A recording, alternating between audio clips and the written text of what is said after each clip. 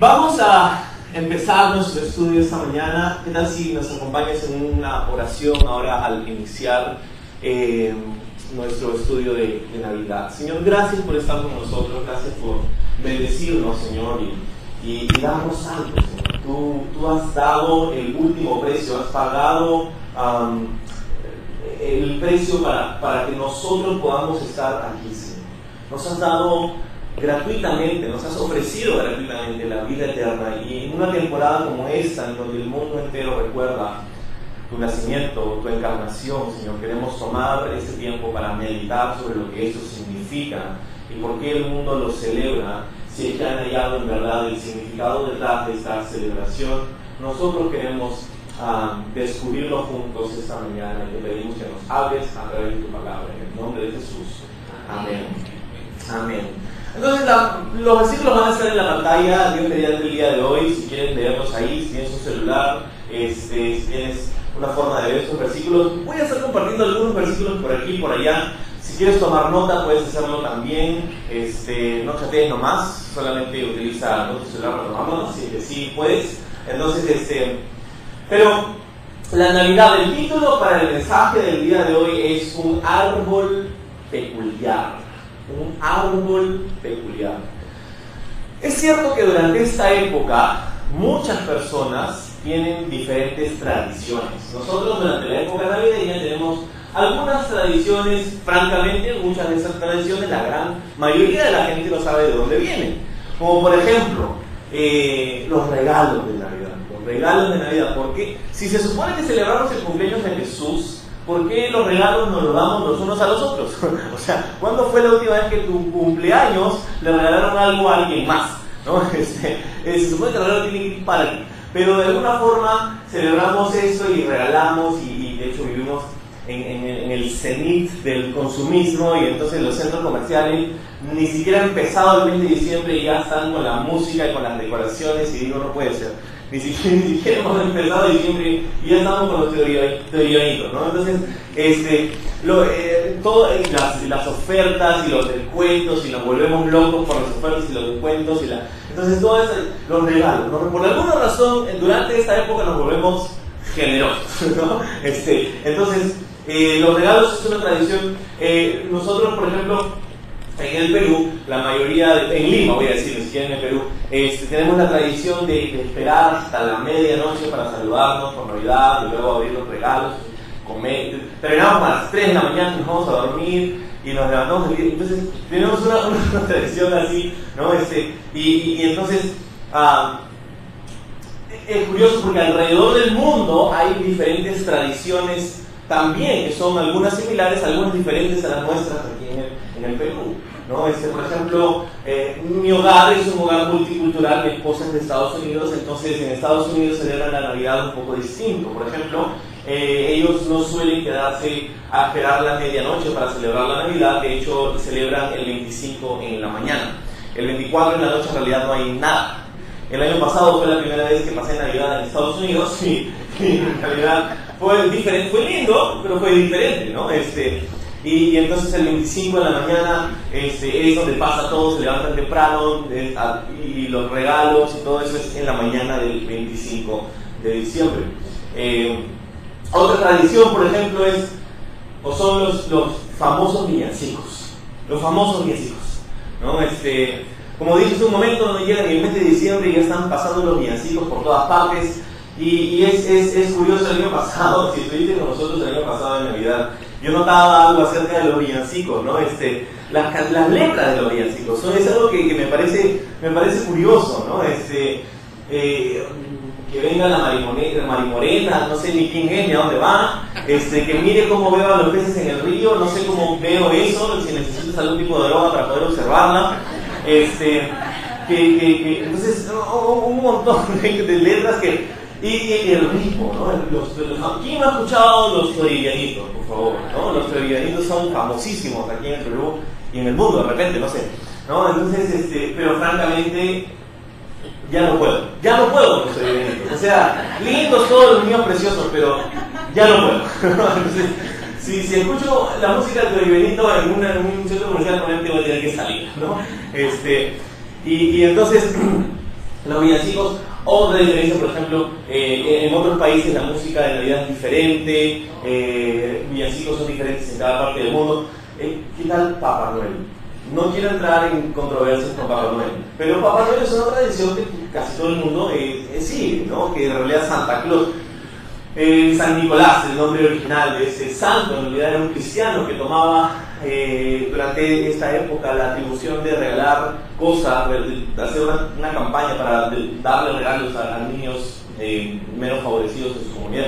Entonces, hay una historia real detrás de todo esto, pero lo que la gente hace el día de hoy, ¿no? es completamente desproporcional a la realidad de San Nicolás. Pero nosotros, Papá Noel es interesante porque Papá Noel viene en una noche, se recorre todo el mundo para darle regalos y tiene una lista, ¿no? Tiene una lista de niños buenos y niños malos, y no sé cómo sabe eso, de repente trabaja con la CIA, con el servicio de inteligencia de todo el mundo, y entonces tiene una lista, y si tú estás en la lista mala no te llevan regalos, y si tú estás en la lista buena entonces sí, y sabes lo que quieres, y en una sola noche viene y entra por la chimenea. Es curioso porque entra por la chimenea. No sé cuántos de nosotros tenemos chimeneas en nuestras casas, pero entra por la chimenea. Entonces, y su atuendo es curioso, ¿no? Es un hombre blanco con una barba y pelo blanco, se viste de rojo y blanco con unas botas, y es curioso porque el 24 de diciembre, en realidad de la mitad hacia adelante del mes de diciembre, tú sabes que aquí hace un calor infernal en realidad, ¿no? Y pobre Papá Noel, ¿no? O sea, que tiene que pasarse subiendo y bajando chimeneas en ese atuendo, y entonces viene, y lo curioso es verlo en las tiendas tocando saxofón, no sé, está en varias tiendas tocando saxofón, lo he visto moviéndose así, en esta campaña navideña en varias tiendas, ¿no? Y pobrecito, no sé si alguna vez has trabajado de esos que jalan gente para los negocios, ¿no? Que tienen que vestirse con trajes así durante el verano, ¿no? Y Papá Noel hace todos los años, ¿no? Entonces, es curioso, ¿no? No, pero es que algunos dicen, no, es que viene del Polo Norte, entonces obviamente tiene que vestirse así porque viene eso sorprendo del Polo Norte, donde hace frío, entonces por eso se viste así. No, pero ¿alguna vez has visto cuando una persona que vive normalmente en un clima frío llega a un clima cálido? Como lo que es frío para nosotros es cálido para ellos. O sea, nosotros estamos en el invierno, qué frío, y hay una persona que en realidad conoce lo que es frío, ¿no? Y viene y está con polo y shorts, ¿no? Y sandalias, y nosotros estamos así con 3 chalinas y 4 chullos y un poncho, ¿no? Y lo miramos hoy, ¿qué tiene? ¿Está loco? ¿No? Y Papá Noel, ¿no? Ya. Entonces, alrededor del mundo, por ejemplo, estaba buscando en Austria, dicen que no solamente San Nicolás recompensa a los niños y niñas agradables, sino que hay otro personaje que llega un día antes, que se llama Krampus, en Austria. Y él no es un personaje cándido, de hecho dicen que Krampus captura a los niños más traviesos y se los lleva en su saco. Esa es la tradición. Dice que en la primera semana de diciembre los jóvenes se disfrazan de Krampus, es como casi como un demonio con cuernos. Y especialmente en la víspera del día de San Nicolás, asustando a los niños con cadenas y campanas. ¿Qué tal? ¿No? Si no te portas bien, ahí viene Krampus, ¿no? En Noruega, por ejemplo, estaba leyendo que la gente el día de Navidad esconde sus escobas el día de Navidad. ¿Por qué? Porque dicen que en ese día hay actividad demoníaca y que vienen las brujas y los brujos a robarse las escobas para poder volar por la ciudad. Entonces en Noruega esconden las escobas el día de Navidad para que no vengan las brujas y se las roben, ¿no? Entonces, esas son algunas de las tradiciones. ¿Qué tal la comida? La cena de Navidad. La cena, en realidad no tengo nada malo que decir acerca de la cena de Navidad, porque es increíble, ¿no? La cena de Navidad, nosotros tenemos una cena típica, no todos los países tienen cenas típicas de Navidad, nosotros sí, el pavo, o el lechón, o el jamón, el glaseado, el puré de manzana, el arroz árabe, ¿qué te digo?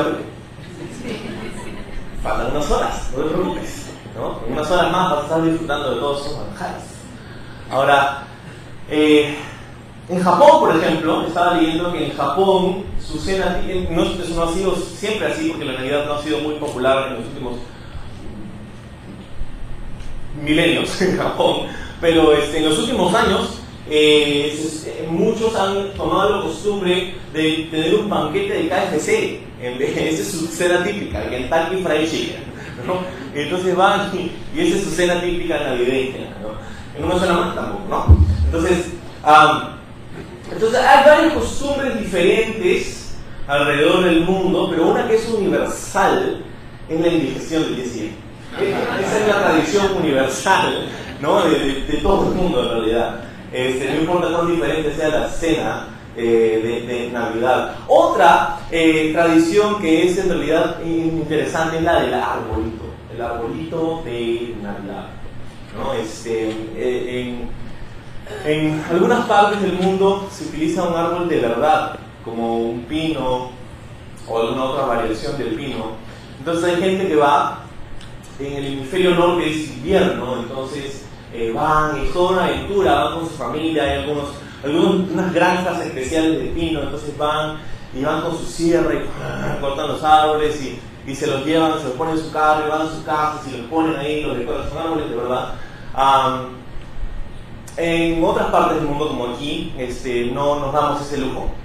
Nosotros de hecho tenemos otro lujo, es comprar un árbol falso, ¿no? Es un árbol de mentira, es un árbol plástico que compramos y no solamente lo usamos una vez, sino que lo usamos por varios años. Entonces usamos un árbol, ponemos y decoramos el árbol de Navidad, ¿no? Entonces es interesante. Voy a regresar un poco al tema del árbol, pero me parece interesante que la mayoría de personas en realidad ha adoptado las tradiciones de la Navidad, ¿no? Nosotros como cultura hemos adoptado las tradiciones de la Navidad. Gracias. Y entonces hemos adoptado esas tradiciones. Aquí es verano, Papá Noel debería llegar en short y camisa, ¿no? Con sandalias, en una tabla de surf, en realidad probablemente en vez de un treno. Deberían llevarlo arrastrando la tabla de surf de repente unos perros peruanos en vez de renos que no tenemos. ¿Qué tal el panetón y el chocolate caliente a las 12 de la noche, cuando el calor quema? O sea, yo no sé qué nos posee para decir a las 12 de la noche chocolate caliente. No puedo esperar tomar una ducha helada 5 veces en 10 minutos, pero quiero un chocolate caliente, ¿no? Es una tradición adoptada del hemisferio norte, donde hace frío, donde tomar chocolate caliente tiene sentido, ¿no? Pero lo disfrutamos y nuestro chocolate es infaltable en esta Navidad, ¿no? Y es que mientras que la mayoría de personas ha adoptado tradiciones navideñas, pocas son las personas que en realidad han asimilado la verdad detrás de esas tradiciones. Pienso que deberíamos ver más allá de las tradiciones. Y esas pueden ser buenas o malas, pueden ser bíblicas o no, y quiero decirte que la gran mayoría de las tradiciones que he citado no son para nada bíblicas, ¿no? Pero debemos pasar las tradiciones hacia la verdad. Hacia la verdad, hay una esencia allí que deberíamos rescatar, y es que es un testimonio muy grande el hecho de que el mundo entero celebra la Navidad, no casi el mundo entero, que celebra la Navidad, o sea, y en esencia la Navidad conmemora el nacimiento de Jesucristo. Eso es un testimonio muy grande. Pocas son las personas que en realidad se ponen a pensar acerca de eso, y no, o sea, tenemos los nacimientos y a las 12 de la noche otra de las tradiciones, nos sacamos al niñito Jesús, o ya estaba ahí pero estaba una sábana hasta las 12 de la noche, y a las 12 de la noche retiramos la sábana porque, nació Jesús, ¿no? Y entonces está ahí, pero en realidad no nos ponemos a pensar, o pocos son los que nos ponemos a pensar en el sentido detrás de todo eso, en la realidad detrás de todo eso, en que el mundo entero celebra a Jesús, el nacimiento. O sea, ¿por qué el mundo entero tendría que celebrar a Jesucristo si este no fuera un personaje importante? ¿Cuándo fue la última vez que el mundo entero tuvo un feriado por su cumpleaños? O sea, es un testimonio grande, ¿no? Que celebra el mundo el cumpleaños de Jesús. ¿Sí? ¿Por qué entonces? ¿Por qué es tan importante? ¿Por qué tomamos unos días? ¿Por qué universalmente hay un feriado alrededor de esa fecha? ¿Por qué nos hacemos regalos? ¿Por qué tenemos tradiciones? ¿Por qué celebramos la Navidad? Bueno, la esencia de la Navidad es el nacimiento de Jesús. Ahora, tú estoy seguro de que estás familiarizado con la historia, por lo que no vamos a ahondar en los detalles de la historia en realidad, pero lo que quiero hacer es, en el tiempo que nos queda, hablar un poco acerca del sentido detrás de todo esto, del porqué detrás de todo esto, ¿no? Tú sabes que la historia del nacimiento de Jesús se encuentra en un par de lugares en la Biblia. En un par de los evangelios está la historia de Jesús, está en el libro de Mateo, en el libro de Lucas, hay algunas cosas ahí en el libro de Juan. Entonces hay algunos lugares en la Biblia, pero en realidad ese es el recuento de la historia del nacimiento de Jesús. Ahora, no sé si saben que para este nacimiento hubieron, una de las razones por las que es especial el nacimiento de Jesús es porque hay como 700 profecías en el Antiguo Testamento acerca de Jesús, acerca del nacimiento, de la venida, de la primera venida de Jesús, del Mesías de Israel. Por eso es un tanto especial también el nacimiento de Jesús, porque hay un sinfín de profecías que en realidad es un poco loco pensar que alguien podría predecir las cosas que sucedieron con Jesús. Por ejemplo, para citarle una de estas cosas, en Miqueas capítulo 5, versículo 2 dice lo siguiente: pero tú, Belén Efrata, pequeña para estar entre las familias de Judá, de ti me saldrá el que será Señor en Israel, y tus salidas son desde el principio, desde los días de la eternidad.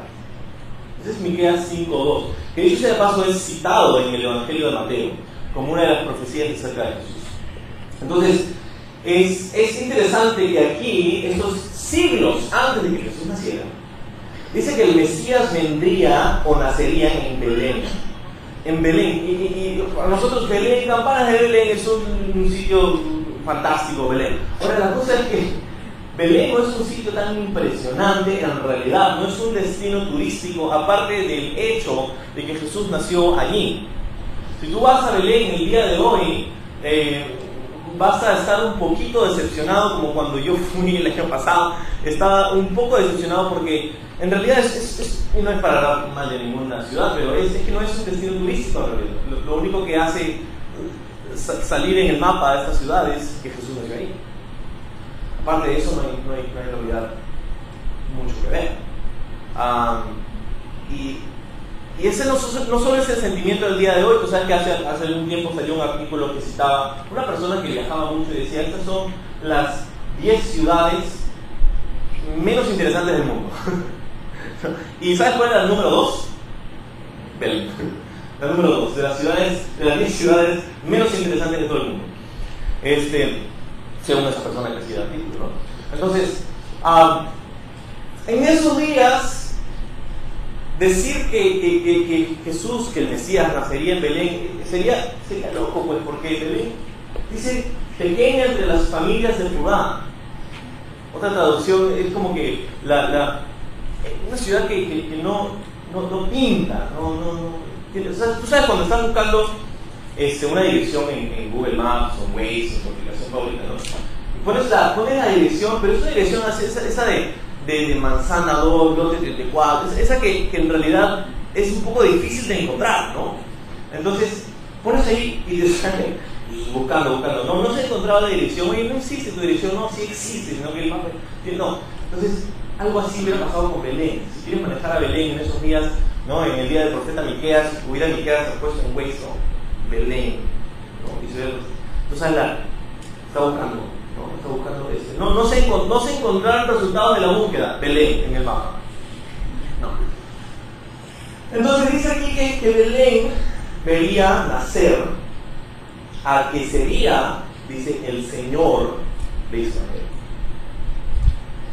Entonces, siglos antes de que Jesús naciera, estaba profetizado que Él nacería en Belén. Esto es grande porque, pues, una profecía tan detallada como esa es difícil que sea inventada en realidad. O sea, tú puedes decir muchas cosas, por ejemplo, no sé, puedes decir, tus próximos hijos van a nacer con pelo, ¿no? Y con 2 ojos. O sea, profecía, no sé. Pero decir tú vas a estar en esa ciudad, en ese tiempo, a esa hora, y va a pasar de esa forma. O sea, es algo grande, ¿no? Que se profetice siglos antes de la venida del Mesías, que naciera en Belén, una ciudad que no tenía importancia en esos días. Pero la última frase del versículo 2 de Miqueas 5 es la que me llama la atención. Dice, sus salidas son desde el principio, desde los días de la eternidad. Sus salidas son desde el principio, desde los días de la eternidad. En realidad, nos está hablando acerca del origen de Jesús. Sus salidas, en realidad otra traducción dice sus orígenes. Nos está hablando de su origen, de su genealogía, de dónde viene. Y eso me parece interesante porque de hecho es la forma en cómo empieza el Evangelio de Mateo. Porque tú sabes, en Mateo capítulo 2 es donde se encuentra, pues, en realidad la narración de la historia del nacimiento de Jesús, pero antes del número 2 viene siempre el número 1. Y entonces Mateo no empieza contándonos inmediatamente cómo fue el desenlace de los eventos que dieron ver o pudieron hacer ver a Jesús en el mundo, sino que empieza contándonos una genealogía. Si vas al capítulo 1 de Mateo, te vas a dar cuenta que empieza con una genealogía diciendo lo siguiente en Mateo 1:1: libro de la genealogía de Jesucristo, hijo de David, hijo de Abraham. ¿Okay? Entonces Mateo empieza contándonos acerca de la Navidad, pero no empieza en Belén, empieza en su genealogía, empieza en su árbol genealógico. Y ese es el primer punto que quiero compartirte esta mañana, y es que la Navidad empieza como un árbol. La Navidad empieza como un árbol. De hecho, es el árbol genealógico de Jesús. En estos versículos se va a citar la genealogía de Jesús. Y para nosotros decimos, wow, o sea, ¿qué importa en realidad que sea hijo de tal, hijo de cual? En realidad, para nosotros tiene poca importancia porque la genealogía en nuestros días no tiene mucha importancia. En realidad, el hecho que tú sepas que vienes de tal o de cual país, o cómo llegó tu familia acá y de dónde vienen, cuáles son tus ancestros, es interesante saberlo. Y hoy día hay cada vez más y más tecnología que nos permite descifrar nuestros códigos de ADN y nos permite relacionarnos con nuestros ancestros. Pero en realidad eso no te abre puertas, ¿no? Eso no te da oportunidades en el mundo. En realidad no es muy importante para nuestra cultura cuáles son tus ancestros. Pero en esos días eran sumamente importantes. Era sumamente importante porque, de hecho, era aún más importante si es que tú hacías una afirmación o reclamabas el trono de una nación. Si tú querías decir yo soy el rey de esta nación, la gente lógicamente te tendría que preguntar, ¿y cuál es tu linaje?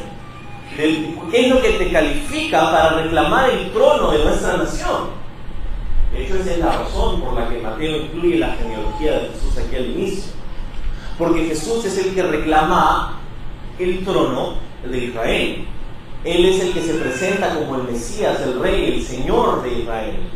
Entonces es necesario tener una genealogía de Jesucristo. Tiene todo el sentido del mundo pensar que la genealogía de aquel que reclamaba el trono de Israel tendría que ser clara y presentable y tenía que conectar con algunas cosas importantes, porque el Mesías debería ser un hijo de David, o sea, un descendiente del rey David, según la Biblia, y debería ser un descendiente de Abraham también, más atrás. Entonces debería ser un descendiente de Abraham y un descendiente de David, para que pueda tener sangre noble para asumir el trono de Israel. Ahora, lo curioso es que eso es lo que dice el versículo 1 de Mateo 1, ¿no? Hijo de David, hijo de Abraham. ¿no? Y ahí es donde la cosa, o sea, hasta ahí tiene sentido, en realidad.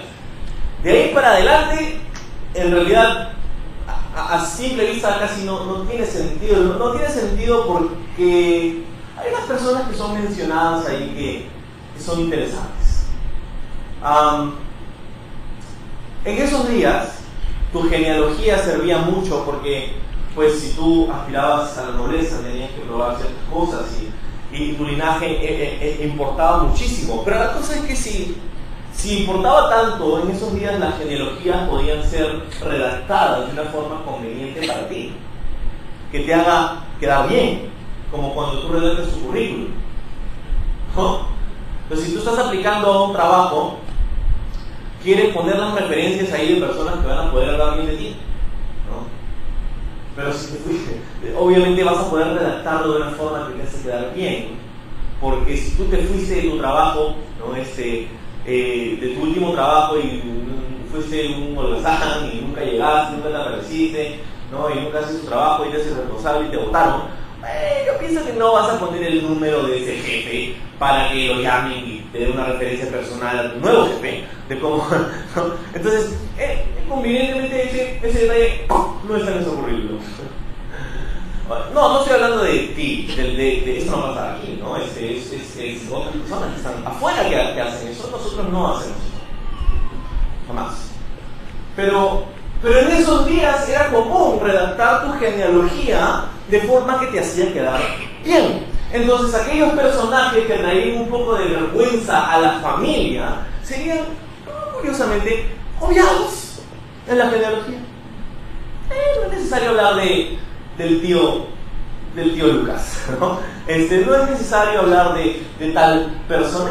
Podemos saltearnos una generación, ya sabemos que vino por ahí la cosa. Entonces, eso es lo que pasa, lo que pasaron con cualquier persona redactando su genealogía, pero aquí es interesante porque Mateo, cuando nos habla acerca de la genealogía de Jesús, nos da algunos detalles que francamente son innecesarios, para el fin de reclamar el trono y demostrar la nobleza de Jesús. ¿Tú piensas que si ese es tu fin, tu propósito, mostrar la nobleza de Jesús, redactarías la genealogía de una forma un poco más pulcra? Pero cuando lo examinamos, si bajas al versículo 3, dice: Judá engendró de Tamar a Fares y Zara. Luego en el versículo 5 dice: Salmón engendró de Rahab a Booz. Booz engendró de Ruth a Obed, y Obed Isaí. Luego en el versículo 6 dice: Isaí engendró al rey David, y el rey David engendró a Salomón, de la que fue mujer de Urías. Unos nombres interesantes que vemos aquí en estos versículos, porque, bueno, en realidad examinemos pues algunos de esos nombres. De hecho, miren el versículo 5 de Mateo 1, dice: Salmón engendró ¿de quién? Ayúdame. Rahab a Booz. Rahab.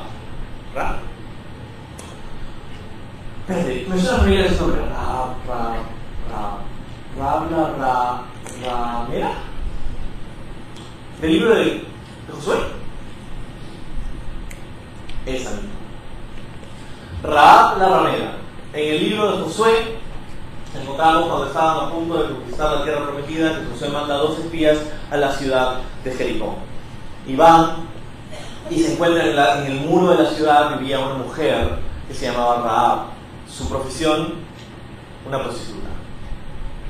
Rahab la ramera, como se le conocía en esos días. Y la historia está ahí en el libro de Josué, puedes leerla si deseas más adelante, pero la cosa es que ella hace un pacto con los espías y básicamente les salva la vida porque los líderes de la ciudad de Jericó querían matar a los espías de Israel, y ella los esconde en su casa y luego los que estaban buscándolos se van por otro lado y ella le dice: váyanse por allá. Y ella dice: pero antes que se vayan quiero hacer un pacto con ustedes, yo les he salvado la vida a ustedes devuélvanme el favor, sálvenme la vida a mí y la de mi familia. Entonces los espías de Israel hacen un pacto con Rahab y dicen: cuando nosotros vengamos a tomar esta ciudad, vamos a guardarte a ti, la forma en cómo vamos a saber que eres tú a quien vamos a preservar, que vas a dejar un cordón de un color rojo, carmesí, ¿no? De escarlata, vas a colgarlo de ventana, y nosotros vamos a ver: esa es la casa de Rahab, no vamos a tomar, no vamos a traer destrucción a su casa, vamos a preservar su vida y la de su familia. Entonces, eso sucede y a través de la historia Rahab no solamente es preservada, sino que es incluida dentro de la genealogía de Jesús, porque dice aquí que ella engendró a Booz, que es el abuelo de Isaí, que es el padre del rey David. Entonces Rahab está incluida dentro de la genealogía de Jesús y era nada más y nada menos que una ramera, según lo que dice la Biblia. Entonces en el versículo 5 tenemos en la genealogía, en el árbol genealógico de Jesús, el pecado de la prostitución. Tenemos una prostituta entre las personas que conformaban la línea genealógica de Jesús. No se queda ahí. Si vamos arriba al versículo 3, dice Judá engendró de Tamar a Fares y Zara. Y ahí como que, normal, ¿no? O sea, Judá, Tamar, Fares y Zara, tenemos una familia constituida, ¿no? Pero la cosa es que Judá era el suegro de Tamar. Era su suegro. Y de hecho la historia nos cuenta que según la defensa de Judá, quien era uno de los líderes de los patriarcas de Israel, ¿no? Dice, no, es que yo pensé que era una prostituta, Tamar. Ah, ok, entonces está justificado. Judá tuvo relaciones con Tamar, que era su nuera, pero está justificado porque él pensaba que era una prostituta, porque ella se había escondido y se había vestido como... ¿Qué? Judá, tenemos escándalo en la familia de Jesús. Escándalo. No voy a ir ahí. Tenemos escándalo en la familia de Jesús. Drama, una telenovela parece. Mejor que cualquier telenovela. Luego vamos al versículo 6. Y dice, Isaí engendró al rey David y el rey David engendró a Salomón, de la que fue mujer de Urías. ¿Por qué no nos da? O sea, ¿por qué simplemente, sabemos su nombre, se llamaba Betsabé? O sea, ¿por qué no decimos solamente David engendró a Salomón de Betsabé y ahí se acababa la historia? Pero no, Mateo tenía que decir, engendró a Salomón de la que fue mujer de Urías. Betsabé era mujer de Urías y David tuvo relaciones con ella y el fruto de esa relación ilícita fue Salomón. Estamos diciendo que que hubo adulterio en la genealogía de Jesús. Adulterio. Pero ahí no se queda todo, porque dice la que fue mujer de Urías, su nombre Urías, es curioso porque Urías, según la Biblia, era uno de los valientes de David. Urías era uno de los soldados, y no solo los soldados, pero de los soldados más valientes del ejército del rey David. Y cuando David estaba en su palacio en realidad y tenía que estar en la guerra con el resto de los demás, pero se quedó en su casa y vio a Betsabé, la codició y la mandó a traer y tuvo relaciones sexuales con ella. Ella quedó embarazada. Y para ocultar todo eso, David, en vez de confrontar la verdad y tomar responsabilidad de su pecado, lo que hace en realidad es, llama a Urías, manda a uno de sus secuaces y le dice, manda a Urías que vaya al frente de la batalla. ¿Cuál es el plan? Que muera. Pero eso no fue todo, porque antes de eso dijo, no, llama a Urías para que venga y dile, porque la batalla es un poco fuerte, entonces que vaya a su casa y esté con su esposo un momento y tenga relaciones. Entonces cuando se entere de que su mujer está embarazada no va a sospechar nada. Pero Urías era un hombre recto y él dice, yo no puedo estar gozándome con mi familia cuando el resto de mis hermanos están en el ejército peleando. Y el plan de David rápidamente se quebrantó. Por eso que lo manda luego sin otra salida para él. Obviamente había otra salida, arrepiéntete, confiesa tu pecado y espera que el Señor haga lo que tiene que hacer. Pero no, mándalo al frente de la batalla. Que muera. Sí. Entonces hay adulterio y hay homicidio en la genealogía de Jesús. Sí. Hay prostitución, hay escándalo, hay adulterio, hay homicidio. Una más. ¿Qué tal esta? Idolatría. Idolatría, sí, se menciona a 2 personas que no eran judíos. Se menciona a Ruth, que era una moabita de Moab. Se menciona a Rahab, que era cananea. Adoraban a otros dioses, eran personas originalmente paganas. Idolatría en la genealogía, sí. Prostitución, escándalo, adulterio, homicidio, idolatría. Feliz Navidad. Entonces, ¿por qué tenías que hacer esto, Mateo? ¿No es un poco extraño, compartirnos esos detalles acerca de la genealogía del Mesías? El que tenía, el Mesías de Israel, el que reclamaba el trono, el que era el cumplimiento de los planes, los propósitos y las promesas de Dios. Sí, porque es su árbol genealógico. Y tiene sentido en realidad tiene sentido que las ramas de ese árbol genealógico estén torcidas, porque de hecho, no solamente la Navidad empieza con un árbol, sino que la humanidad se perdió al lado de un árbol, que es nuestro segundo punto. La humanidad se perdió al lado de un árbol. Me vas a acordar una historia que estaba viendo en esos días. El año pasado, una mujer de Australia se levantó temprano en la mañana en una temporada navideña. Su casa estaba adornada con el árbol y todo, y las guirnaldas. Se levanta temprano con una taza de café, se va a admirar la decoración de su árbol. Los niños estaban dormidos todavía, era un tiempo muy especial. Comienza a observar el árbol, pero luego se da cuenta que había algo que no encajaba en la escena. Creo que tenemos la foto, no sé si podemos ver la foto de esta pista que tuvo la mujer. O sea, árbol, guirnalda, bolita, serpiente. La mujer terminó llamando a la sociedad de protectores, fueron y le dijeron que era bueno que haya llamado porque de hecho era una serpiente de las más venenosas. Y finalmente nadie se salió herido, pero... Entonces, un árbol y una serpiente. Recuerda una historia en el libro de Génesis, donde empieza todo esto, con también un árbol y una serpiente. Es Génesis capítulo 3, dice lo siguiente. Versículo 1, pero la serpiente era astuta más que todos los animales del campo que Jehová había hecho, la cual dijo a la mujer: con que Dios os ha dicho, no comáis de todo árbol del huerto. Entonces, la mujer le dice a la serpiente: no, claro, Dios nos ha dicho que no podemos comer de este fruto, porque si comemos de este fruto, estamos en el jardín del Edén, Dios nos ha dado todo lo demás, pero este árbol no, porque el día que comamos de él moriremos. Es lo que Eva le responde a la serpiente. Y en el versículo 4, entonces la serpiente le dijo a la mujer: no moriréis, sino que sabe Dios que el día que comas de él serán abiertos vuestros ojos, seréis como Dios, sabiendo el bien y el mal. Pero la serpiente le dice: no vas a morir, en realidad tus ojos van a ser abiertos y vas a poder ser como Dios. Le promete, en realidad, lo que Satanás nos promete a todos nosotros.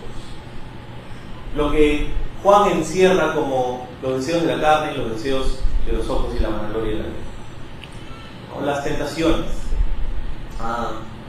Entonces, versículo 6, vio la mujer que el árbol era bueno para comer y que era agradable a los ojos y árbol codiciable para alcanzar la sabiduría, y tomó de su fruto y comió. Y también lo dio su marido, el cual así comió como ella. Entonces, aquí tenemos el pecado original, donde el pecado entra en el mundo. Tenemos a Eva siendo engañada. Tenemos a Adán sabiendo exactamente lo que estaba haciendo. Y entonces el pecado entró en el mundo y a partir de ese momento lo que dijo Dios era cierto. Cuando le dijo a Adán, le dijo: el día que comas de ese fruto ciertamente morirás. ¿Okay? Tú dices, no, espera un momento, pero ellos comieron del fruto y no murieron, entonces que Dios nos mintió.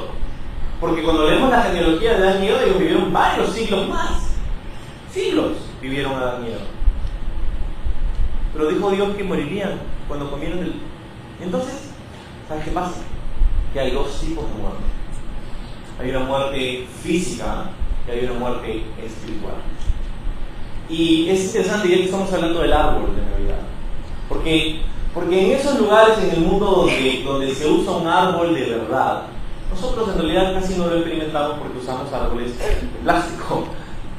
Pero cuando estamos hablando de un árbol de verdad, cuando tú cortas el árbol y te lo llevas a tu casa y lo pones ahí, o sea, el árbol se ve muy bonito, se ve precioso, se ve vivo, huele rico, pero la realidad es que está muerto, porque ha sido cortado de la fuente de nutrición. Sus raíces ya no están en la tierra, no están alimentándose, ha sido cortado de la fuente que le da vida. Y eso se va a evidenciar quizá unas semanas más adelante,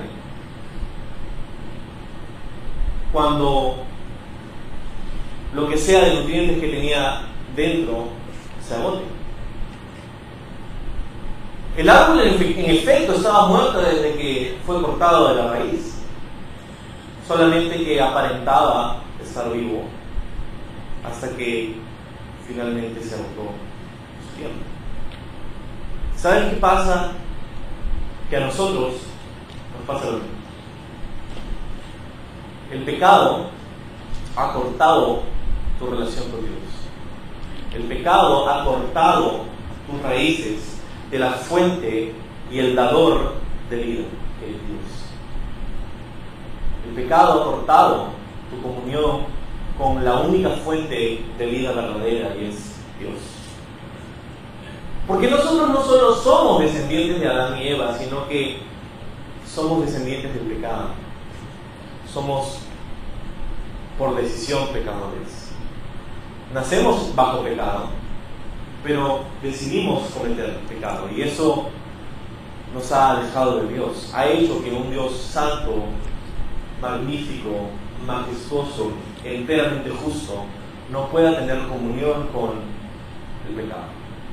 Hemos roto su ley, hemos roto su justa ley, y tenemos una condena, es la muerte. Ahora, Adán y Eva vivieron todos esos siglos,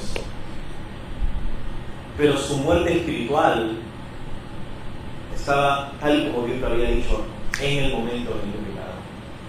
Fueron como el árbol de Navidad, cortados de la fuente de vida y por lo tanto muertos en verdad. Y así pasa contigo y conmigo, que hemos pecado y hemos sido cortados de la fuente de vida. Y parece que estamos vivos. O sea, hay gente que camina y hace muy buenas cosas y vive y todo, pero es por esta falta de conexión con la fuente de vida que es Dios, gracias al pecado, que tenemos un anhelo en nuestro corazón que en el mundo nada puede satisfacer. Por eso que puedes tener el mejor trabajo y el mejor sueldo y las mejores cosas y puedes alcanzar todo lo que el mundo pueda ofrecerte, y al final no va a ser suficiente.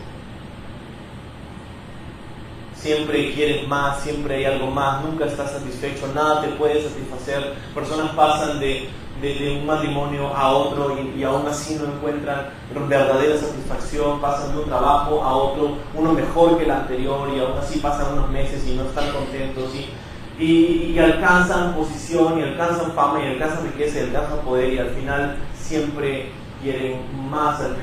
Probablemente el primer millonario del mundo, Rockefeller, se le preguntó una vez y se le dijo ¿cuánta más fortuna desea hacer? Y la respuesta fue curiosa, dijo, un poquito más. Y es que nunca es suficiente, siempre hay un hueco, hay un vacío en nuestro corazón, y la cosa es que ese vacío tiene una forma específica y su nombre es Dios. Y cuando buscamos llenar ese vacío con drogas, sexo, con fama, con riquezas, no va a ser suficiente, porque nada de lo que hay en este mundo te va a poder satisfacer. Y es evidencia de tu muerte espiritual. O sea, estamos aparentemente vivos, tenemos guirnaldas, tenemos luces alrededor de nosotros, una estrella en nuestra cabeza, pero estamos cortados de la fuente de vida, que es Dios. En última instancia, el destino eterno de un árbol que ha sido cortado de la fuente de vida es la muerte. De hecho, tengo una historia que te conté quizá al inicio de este año. El año pasado, como te comentaba, pasé Navidad en la casa de mis suegros y unos días después, si el árbol no ha sido sacado de raíz, sino que ha sido cortado, ese árbol va a morir indefectiblemente, o sea, es inevitable. Y lo que se hace, ya que hace frío, es que lo usan para el fuego de la fogata. Yo no sabía. Es con inflamables son esos árboles. Y ahora es chistoso, pero casi quemo la casa de mis suegros. Hicimos una fogata fuera de la casa y había un árbol y tuve la fantástica idea de poner un montón de ramas, una encima de otra, más o menos a esa altura, en la fogata. Y dije, se va a prender, no sé cuán rápido, no pensaba, prendí, y casi se comienza a quemar. Ya, entonces, no fue una genial idea, pero lo que estoy tratando de decirte es que así como ese árbol, el destino eterno de aquellos que han sido cortados de raíz de la presencia de aquel que es el dador de vida, es el fuego. De hecho, la Biblia lo describe como un fuego de azufre, como un lago que arde para siempre, donde hay destrucción, donde hay dolor. Se llama el infierno. Es un lugar real, así como la presencia de Dios es un lugar real, y es un castigo real. Y la cosa es que te describo este lugar no para asustarte, sino para decirte que ese es el destino por defecto de todos los seres humanos, a no ser que suceda algo sobrenatural, y es que podamos nacer de nuevo. Y la cosa es que Dios no quiere que te quedes ahí. Dios no quiere que vayas al infierno. Dios no quiere que vayas a ese lugar. Por eso, inmediatamente cuando Adán y Eva pecaron, Dios confrontó la situación y comenzó a proferir unas maldiciones para el mundo, pero en esas palabras de Dios dijo algo interesante. Dijo en Génesis 3:15: pondré enemistad entre ti y la mujer, y entre tu simiente y la simiente suya, esa te herirá en la cabeza y tú le herirás en el calcañar, en el tobillo. Dios está diciendo que en última instancia el hijo de la mujer, ojo, no dice el hijo del hombre, el hijo de la mujer vendría y la serpiente le heriría en el tobillo, una herida menor, pero él la heriría a la serpiente en la cabeza, una herida de muerte. En esencia, Dios le está diciendo a Satanás que esa persona, el hijo de la mujer, le aplastaría la cabeza. Es una amenaza de muerte, de hecho.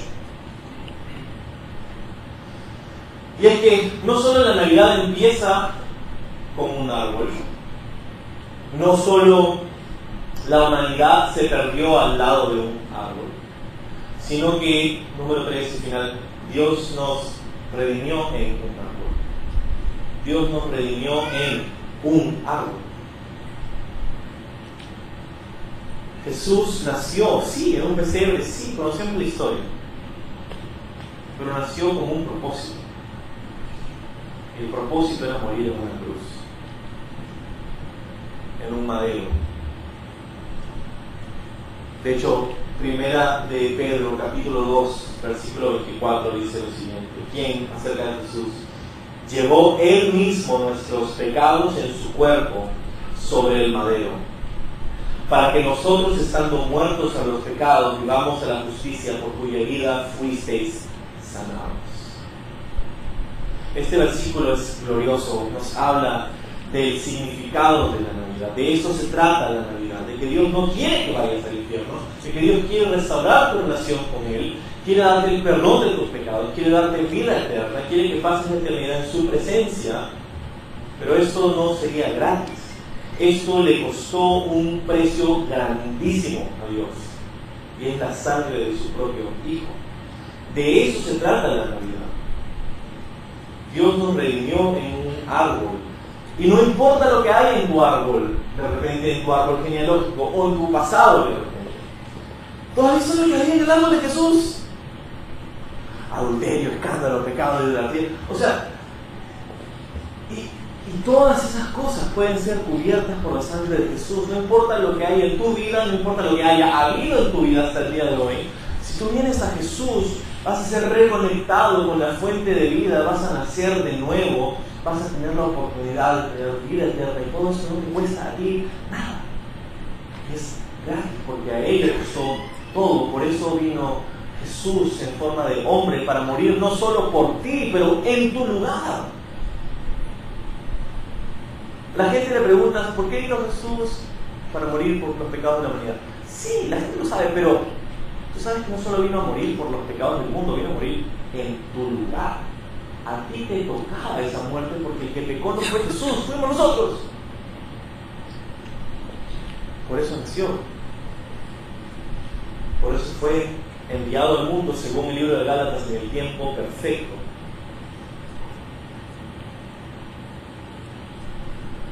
Entonces muchas personas no toman el tiempo para considerar el sentido verdadero de la Navidad.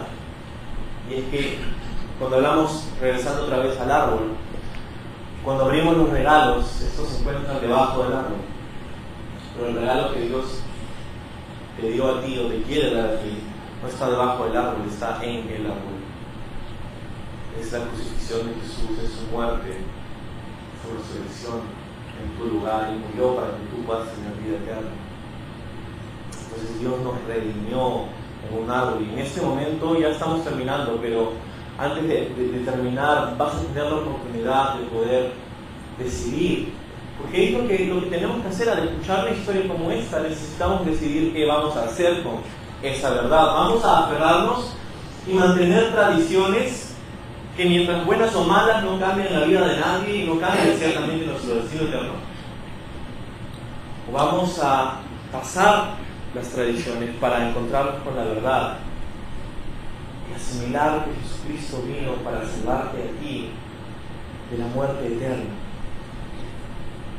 No importa lo que hayas hecho, no importa cuán bueno o malo te consideres, siempre hay lugar en el cielo para uno más.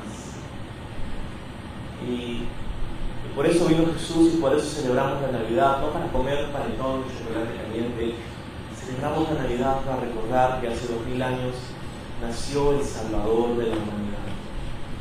El regalo de Dios para ti es la reconexión, la restauración de tu relación personal con Dios, que el pecado te había quitado a través del perdón de tus pecados y la muerte y resurrección de Jesús. Para eso vino Jesús. Vamos a orar. Señor, gracias por este día donde celebramos tu nacimiento, pero no queremos celebrar tu nacimiento sin celebrar y reconocer tu sacrificio, porque no naciste solamente para que nos podamos regalar cosas, no naciste solamente para que podamos tener una celebración en familia, no naciste solamente para que tengamos un buen tiempo decorando nuestra casa. Naciste para darnos el perdón de nuestros pecados. Ese fue tu propósito. Desde antes de la creación del mundo, dice la Biblia, tú ya habías decidido, ya habías planeado restaurar y redimir a la humanidad. Hemos sido afectados por el pecado. Hemos participado del pecado. Somos culpables del pecado, y nuestro destino por defecto no es el cielo, Pero gracias te damos en esta mañana porque podemos venir a tu presencia y entender y aceptar que podemos ir a tu presencia, que cuando nos muramos físicamente, espiritualmente, estaremos vivos por el resto de la eternidad, habiendo sido perdonados nuestros pecados porque tú viniste a morir en nuestro lugar.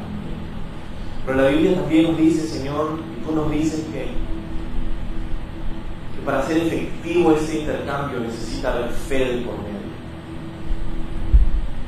Para hacer efectivo el intercambio entre nuestro pecado y tu justicia, entre nuestra vergüenza y tu santidad, entre nuestra culpabilidad y tu inocencia, necesita haber fe de por medio y no esfuerzo humano, no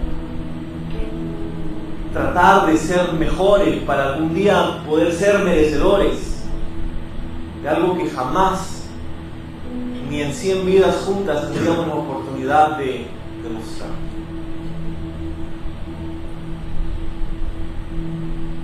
Lo único que nos pides es fe. Tomar la decisión de aceptar por fe el perdón de nuestros pecados en Jesús. Jesús, tú dijiste a un grupo como este hace 2000 años que aquellos que te negaban delante de los hombres serían negados por ti delante del Padre. Pero aquellos que te aceptaban, que te reconocían delante de los hombres, serían aceptados y reconocidos por ti delante de nuestro Padre en el cielo. Señor, yo te pido por cualquiera esta mañana que quizá aún no ha hecho de Jesús su Señor y Salvador, en esta oportunidad breve que tenemos de profesar una decisión, de aceptar por fe el perdón de nuestros pecados, que cualquiera que esté en esa valla, en ese valle quizá también, pueda decidir por fe aceptar el perdón de sus pecados y la vida eterna que tú nos ofreces. Gracias por esta oportunidad. Continúa con tus ojos cerrados por un momento y escucha, si tú estás aquí y has sido invitado o quizá no has crecido en la iglesia, quizá es la primera vez que pisas una iglesia, quizá has crecido en la iglesia y te has apartado de Dios, quizá estás enojado con las circunstancias de tu vida y le has echado hasta ese punto la culpa a Dios. Tienes que saber que Dios tiene un propósito para tu vida. Dios no quiere que tú simplemente vayas por defecto al lugar donde Él no está. Él quiere darte el perdón y vida eterna.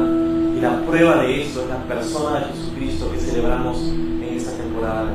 Entonces, si tú has reconocido tu pecado, si tú has reconocido que necesitas ser reconectado con la fuente de vida que es la presencia de Dios, tienes que saber que lo puedes hacer en este mismo momento, porque Dios te da la oportunidad para hacerlo y no desperdicies esta oportunidad. Entonces, si tú quieres darle tu vida a Jesús en esta mañana, podrías levantar tu mano de donde está. Nadie te está mirando, nadie va a estar pendiente de eso. Solamente levanta tu mano en alto para hacerle saber y poder orar juntos en un momento más. Dios te bendiga. Dios te bendiga también.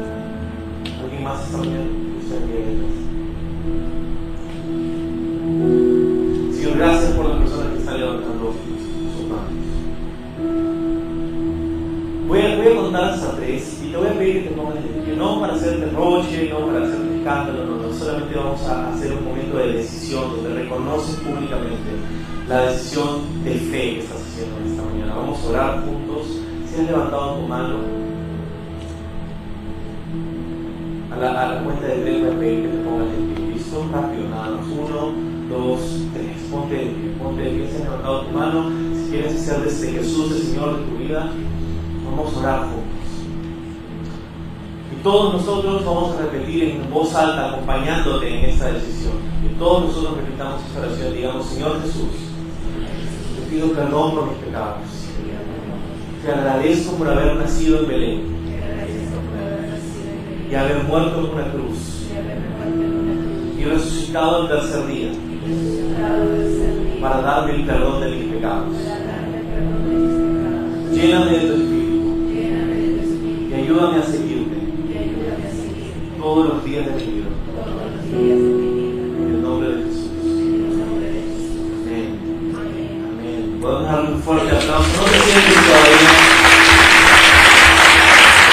En estos momentos hay unas personas en el polito azul o turquesa que se van a acercar aquí, te van a dar un obsequio gratuito. En esta cajita hay algunos materiales que te van a poder ayudar a seguir tomando esos pasos que has comenzado a tomar esta mañana.